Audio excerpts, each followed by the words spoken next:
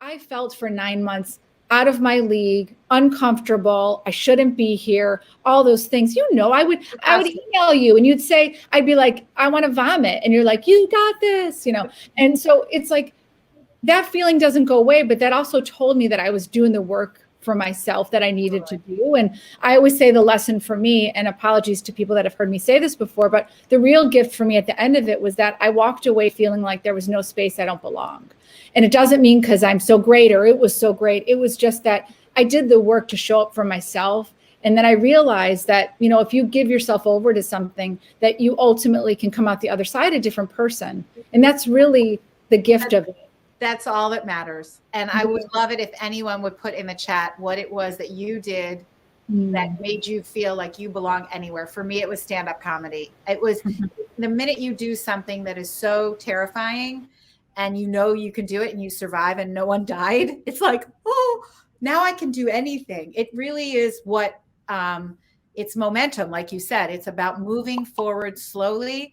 And sometimes, Gail ran a marathon. That's it. Like you run that marathon, you can do anything. And Gail is now this incredibly successful real estate broker. Never done it before. She's been in the business 3 years maybe, and she's selling houses left and right. So that marathon, Susan gave a lecture. See, these are the things that you have to get out of your comfort zone and just do it.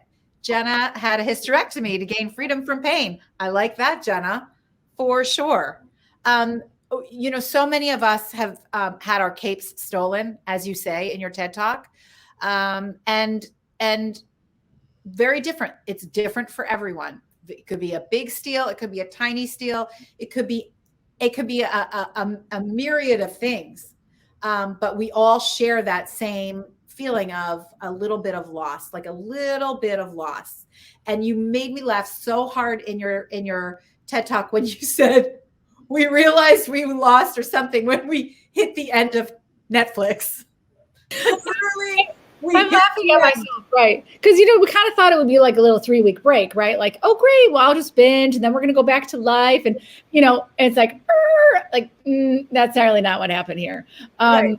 And we're still doing it now even, right? And we become so adaptable. Like, I really believe that, yes, it's broken out, open humanity, but I'm going to choose to see all the things that I got from it versus what was taken from me, because I can't really, I'll be paralyzed if I look at it another way. I joke around that, champagne problems of like a vacation loss or like things like that, but they're real and they contribute to how we feel. And, you keep getting things taken away and real illnesses and your hope is here. So we need to inject hope into one another. So I always say, like, if you happen to be having a good moment in time, find someone that's not, right. Because the reality is we're going to dip in and out of it for a lifetime of it. And so, like, that's why we need your table.